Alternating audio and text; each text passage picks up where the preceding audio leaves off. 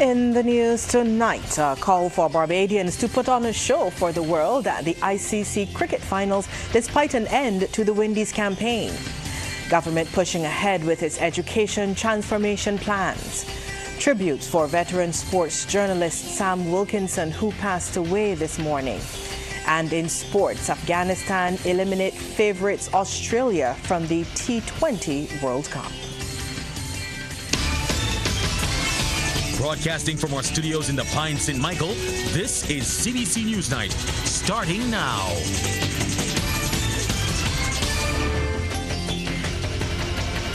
Very good evening to you. I'm Lisa Broom. Thank you so much for tuning in.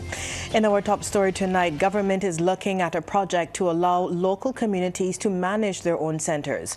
The plan is to use at least 3 community centres in a pilot phase. Prime Minister Mia Motley made the announcement while addressing the St. George Speaks event. She says they've identified this centre at Sergeant's Village, Christchurch, which has been out of use for some time, the facility at Newberry in St. George, as well as one other. And what we're basically doing is, look, we're going to do up a lease that will enter an arrangement with the community group.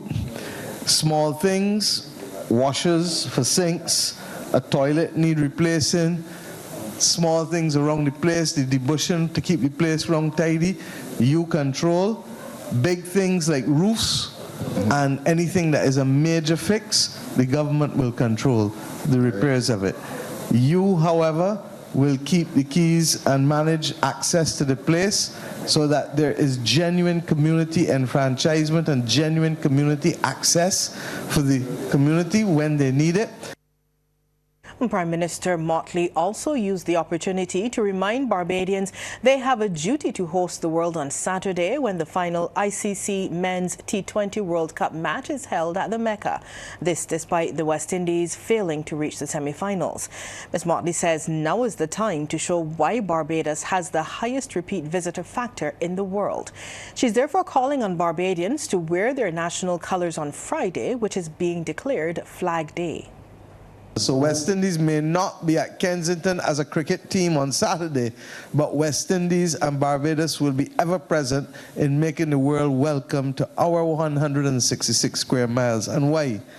We are the first country in the world of this small size to host 3 global sporting events in one of the top 3 sports of the world. The top 3 sports are football, the Olympics, and cricket. Cricket used to be number 3, I'm told it's now number 2. That Barbados could now have 3 global sporting events in cricket is something of which we should be tremendously proud. Meanwhile, West Indies fans are still disappointed and heartbroken over their team's defeat at the hands of South Africa in Antigua on Sunday. Some of the supporters have been having their say. But I say they got their confidence, so I still got 2 Belgians playing for England, so I'm back in England now. I'm of the opinion that they should have gone to the semi-finals. The guy Morty that bowled over for 20 runs, I thought that he shouldn't have bowled that over. I'm still going to watch it through to the end, yeah. They had nothing to deter me from watching it because I'm still a cricket fan. I feel a little disappointed, but what can you do? But hopefully next time they would win it. Even though that they haven't gone through, a lot of them will just go on there playing in the different tournaments all over the world. So there's no love and pride for playing for the West Indies team. Then should at least inside the Super 8 that we could win the World Cup. So they may get there, so you feel bad about it. Education officials are leaving no stone unturned as they seek to develop strategies for the highly anticipated Education Transformation Initiative. Today, education officials visited a number of schools and spoke to stakeholders about the initiative, which seeks to revolutionize the education sector. Sharika Griffith has that report. Education officials say they're pleased with what they observed during impromptu visits to a number of schools. The team included Chief Education Officer Dr. Ramona Archer-Bradshaw, the ministry's Strategic Policy Advisor Dr. Ida Mae Denny, and Director of the Change Management Unit Dr. Paul Murphy. They say they were pleasantly surprised to see teachers engaged and students having fun while learning as they toured Beyond the Box Education, St. Lucie Primary and Darrell Jordan Secondary. Dr. Archer Bradshaw says this is exactly what the ministry wants to see as it continues to move full steam ahead with the education transformation agenda. The education transformation agenda speaks to improving student outcomes. It speaks to enhancing teacher quality, making sure that we have effective leaders. We are going to be looking at improving our physical infrastructure as well as the digital infrastructure. We'll be looking at the operations at the Ministry of Education itself, seeing how we can be more effective and more efficient. And lastly, we'll be looking at the regulations that govern the teaching service, everything that we do in education, and we'll be looking to upgrade those where necessary. Dr. Murphy says the Change Management Unit has been working feverishly to develop the various proposals for education transformation. We've been feverishly working to get the proposal out for our curriculum review and revision. We are also going to be doing a consultancy to look at the development of an inclusive education policy and strategy. We recently concluded our modern school infrastructure design competition, and we hope to announce the winners for that competition very early in July. The ministry is also focusing on developing local, regional, and global partnerships to assist with the education transformation process. Sharika Griffith, CBC News. The Barbados government has outlined its goals as it seeks to reverse its declining population. Among them, increasing the population of people of working age. Minister of Industry, Innovation, Science and Technology, Marcia Cadell, says statistics from the 2021 census show the 55 to 59 age group makes up the largest portion of the population. She was speaking during debate on a resolution for Parliament to take note of the Barbados Population Policy 2023. Ms. Cadell has made it clear the intention of the policy is not to call on people to have more children. The current population of Barbados cannot, at its current size and composition, sustain the quality of life that Barbadians have demonstrated that we value into the future. Even today, we have to increase the population of people of working age. The reason that the policy solution is not having more babies is that, one, that is a fickle and not dependable kind of solution. But two, that it takes too long. The policy document lists extending the categories of people entitled to citizenship and permanent residence as one of the approaches to increasing the working population. Ms. Cadell says at the appropriate time, the country will have to look at who gets to call themselves a Barbadian citizen. There are many in the diaspora with ties to Barbados, family ties to Barbados, that bemoan the fact that they must feel isolated, that they cannot contribute. That if they come here, they're not recognized as Bajan because of how far removed they are, because they might be a granddaughter or of a Bajan father or a grandson of a. Let us have the conversation about people actualizing themselves as Barbadians and how we're able to allow them to do that and to count as Barbadians who are living and working here, if they so choose. But we also have to look at who moves from other parts of the world to come here. Opposition leader Ralph Thorne wants the discussion on population to consider the loss of many of the country's young men between the ages of 18 and 30. He says it's a traumatic loss to the population.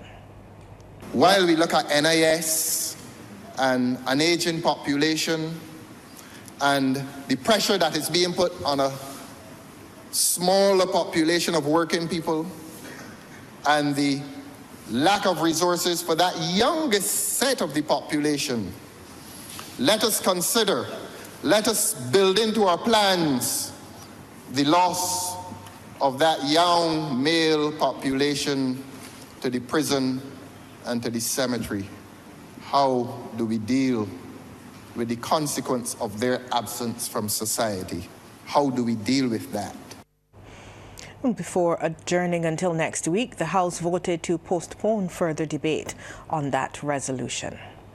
Well, coming up on Newsnight, tributes to Sam Wilkinson, who passed away this morning.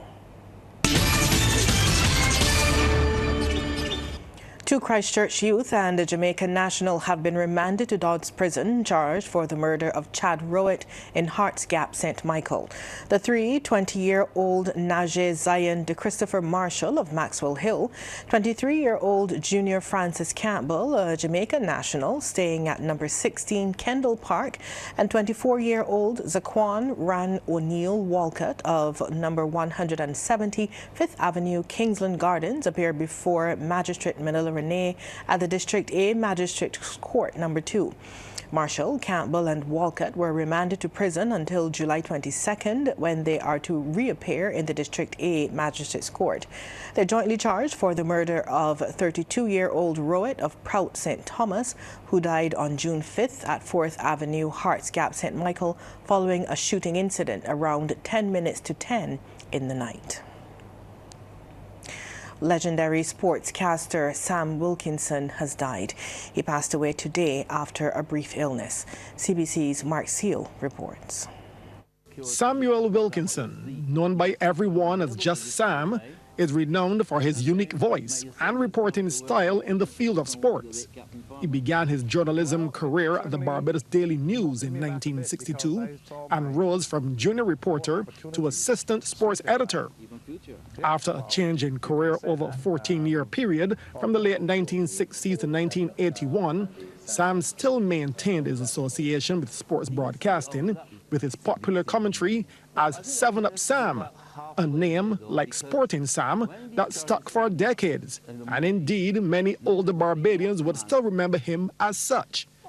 It was in the early 1980s that Sam made his first direct link with the CBC as the director of sports for a brief stint from 1981 to 82. He resumed his association with the CBC in 1993 as the sales and marketing manager, a position he held until 1995. Through the next 20 years, Sam continued to build on his legacy as a sports broadcaster, producing and hosting the CBC radio show Sam on Sports, and co-hosting the TV cricket analysis program Coverpoint.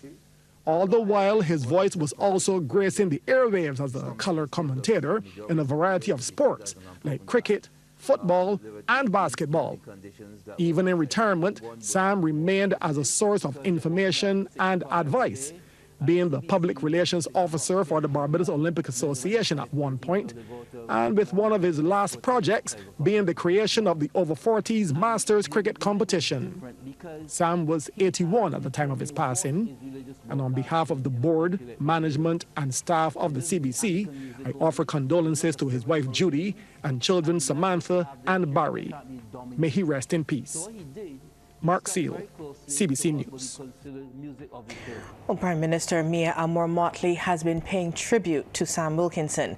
She described him as a true Barbadian sporting icon. Ms. Motley says when he did his morning radio sports reports, he commanded as much attention as any breaking news broadcast. The Prime Minister also notes, as the first sports editor of the then fledgling Nation newspaper, he set a bold standard for sports reporting for a population that was just only coming into its own as an independent nation. When it came to commentary and informed opinion of local, regional or international cricket, Ms. Motley says Sam Wilkinson stood tall among a very select group of respected Caribbean voices. The One Family program from the Ministry of People Empowerment and Elder Affairs is gaining traction and will soon reach the targeted 1,000 families. Wendy Burke interviewed those in charge of the program about their progress. Ensuring vulnerable families can rise out of poverty is among the aims of the One Family program. Social Development Project Manager for One Family, Nicole Daniel, tells CBC that it's about empowering and uplifting families across Barbados. We're trying to move them from a state of dependency on the system to a state of independence, making them more self-sufficient, making them see that they are worth something and that their value is, something that they can expand and explore, and in terms of trying to get them to do what they can do within. The program's officers have been ensuring that clients' needs are met and they have access to the resources required. Rashina Grant, a family employment officer, manages 20 families. Clients who are experiencing health challenges and are not able to work, that can either entail them having to become a client of the welfare department or even go through the NAS. So what we would do, we would assess to see what is the best means to help this client, whether it be go to the welfare, or if they were working and they do have enough contributions, we can direct them directly to the NAS. The social workers are investigating cases daily, and the target number will soon be achieved. We are at 9-something. We have a couple more that we have done some assessments on, and they will be integrated into the program. So we will be at our full 1,000, but it's definitely just short of the 1,000. And senior social worker Lisa Holder says before people get on the program, they must be assessed to determine their level of vulnerability. The eligibility score sheet measures the parameters, different parameters on the vulnerability of the households. Parameters such as health, household composition, education level, housing conditions, and environmental conditions, social interaction.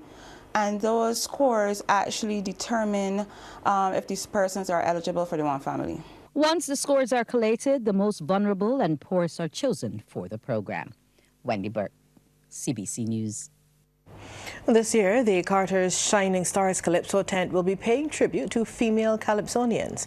Tent manager Juliana Seeley says the tent will open on June 28th with a show themed Strength of a Woman at the Daphne Joseph Hackett Theatre. Speaking at the tent's launch at Carter's Wildy in St. Michael, Ms. Seeley said there will be special performances by former calypsonian Kathy Lewis and Lady Lystra from Trinidad and Tobago. I'm so happy to be able to bring Carter Shining Stars once again. I mean, despite all the challenges, it pleases my heart to be able to see that I'm able to provide a stage for persons, to come and showcase their talent. Meanwhile, 2023 Pickety Crop finalist Don Ross Oliver says he's hoping to reach the big stage once again with his song Power of the Caribbean. Every year you look forward to getting to the finals. You always want to go to the finals as the highest level of competition that you could get in the country right now. For this year, I'm looking at bringing a lot of youthful energy, a lot of youthful eyes to the competition, and trying my best to bring awareness to problems in the Caribbean.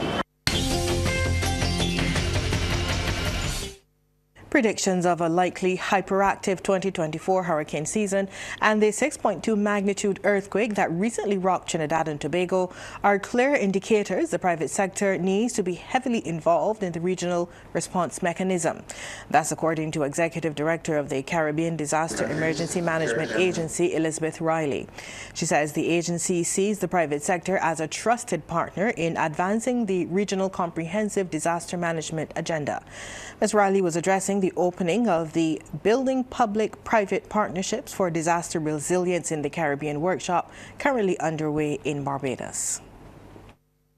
The role of the finance and economic development sector in advancing national disaster risk management agenda is critical, as sustained progress depends on national buy-in, which translates into increased revenue and investment in our disaster risk management programs. We hope this workshop will serve as an impetus to strengthen and foster relationships among the Ministries of Finance and Economic Development, private sector, national emergency management organizations towards national resilience building. Meanwhile, Chair of the Network of Caribbean Chambers of Commerce, CARICHAM, Pettifer Lewis, says one of the foremost outcomes anticipated from the three-day workshop is the development of a unified, coherent strategy for disaster management. By bringing together experts and leaders from both the public and private sectors, we have the opportunity to align our goals and actions.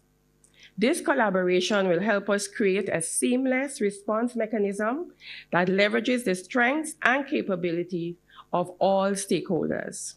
The Business Report, brought to you by the Youth Entrepreneurship Scheme, a department of the Ministry of Youth and Community Empowerment, supporting young entrepreneurs from idea to enterprise.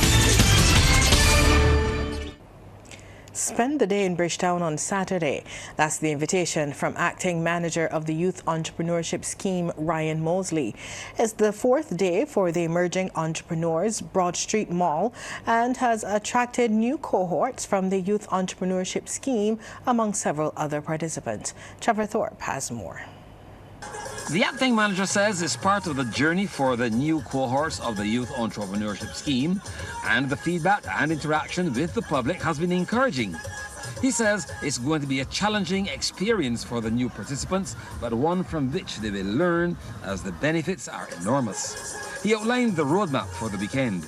The Broad Street has been blocked off from Republic Bank to Royal Bank and Broad Street. And entrepreneurs from Trust Loans, Fund Access, and Barbados Youth Business Trust, along with SB and Export Barbados, have taken over Broad Street. It is called Emerging Entrepreneurs Broad Street Mall. If you don't have anywhere to go, if you're not fortunate to have a ticket for cricket, go to Bridgetown, get used to the entrepreneurs and spend some money. Young entrepreneur Corey Boyce of Supreme Delights has given the Youth Entrepreneurship Scheme the thumbs up. This was back in 2014. All I had was an idea, and I didn't know how to get off the ground, basically. So I made some phone calls, and one of the places I called was the Youth Entrepreneurship Scheme.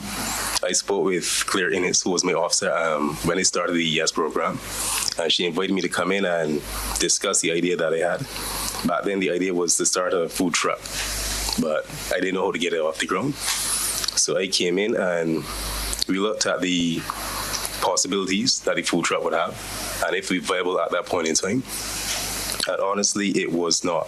Mr. Boyce says it's also been a journey for him, moving from a food truck to confectionery. Some of the stuff we do are sugar cakes, we do nut cakes, we do cookies, tamarind balls, and we do different flavors. So you get like ginger and rum sugar cakes, you get sorrel, you get rum raisins, sea moss.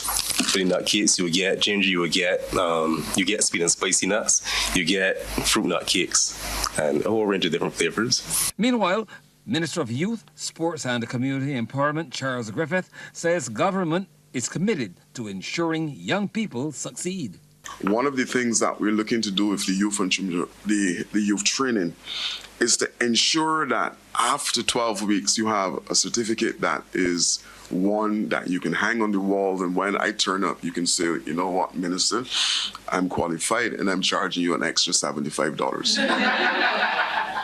And we're working with the university to make sure that you may be the ones. Ryan just indicated to me, Mr. Mosley, that we need some push, and come Monday I will do that because you're a new cohort, and I'm planning to make some calls to ensure that you are the ones that are involved. The Emerging Entrepreneurs Broad Street Mall will go into its final day on Saturday, and officials say a wide variety of products are available for locals and visitors.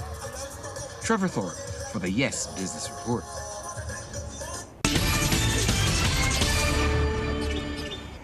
Anne-Marie is back now for the second half in sports. Anne-Marie, over to you. Thanks, Lisa. Now the Barbados swim team is back home after securing 19 medals at the Central American and Caribbean Swimming Championships. The team returned yesterday to fanfare at the Granley Adams International Airport. Competing on the final night of competition in Monterrey, Mexico, Heidi Stout won her 5th gold medal in the girls' 13 to 14 400-meter freestyle. Also taking gold was Danielle Treasure in the girls' 18 and over 200-meter backstroke. She also won bronze in the 400-meter freestyle. Head coach Dave Farm was full of praise for the swimmers. The team performed excellently. I think this is probably one of our best performances ever, and we have to credit the swimmers for a job really well done. How do we build on performances like these, and what were you most impressed with? Well, I mean, we had good performances from the swimmers all around, but we did have one or two exceptional. And that, of course, you would know about Heidi Stout with her 5 gold medals, a Barbados record and a Games record. And then Jaya Simmons swam exceptionally well to get 5 medals as well. We had good contributions from Danielle Treasure, 2 medals. We also, Victor Ashby, Keisha Eastman, Aaliyah Graves, just to name a few. And Heidi Stout is proud of her performances. Last CCCAN, I was always second behind the Mexicans, but this year it changed. I was first. It's a great opportunity to better my time, and once again representing Barbados is the best thing. Women's rugby returned to the Garrison Savannah recently when Phoenix defeated Flying Fish 21-14 in a thrilling encounter. Again, it's CBC's Anmar Goodrich-Boyce. Phoenix in yellow execute this. A beautiful move by Jessica Darrell. She dazzles through the traffic for an easy try. Phoenix on the move again. Down the left, Darrell is tackled. Finds Sharice Hart, who passes to Danielle Phillips. That's another try. Flying Fish were trailing 14-7 at the halfway stage, but they had their moments. This was one. Quinnell Weeks was on the money. Let's go to the second half now, and Phoenix picked up where they left off. Nice passage of play here, and it ends with Phillips again, all alone, too easy. However, Flying Fish were putting up a good fight and capitalized here. Good strength showing in the danger zone, and the try is completed by Weeks. Very impressive. But in the end, Phoenix went on to reign supreme, winning 21-14 over Flying Fish. Anmar Goodrich-Boyce, CBC Sports. Well, that's our news for tonight. Thank you so much for tuning in. Good night.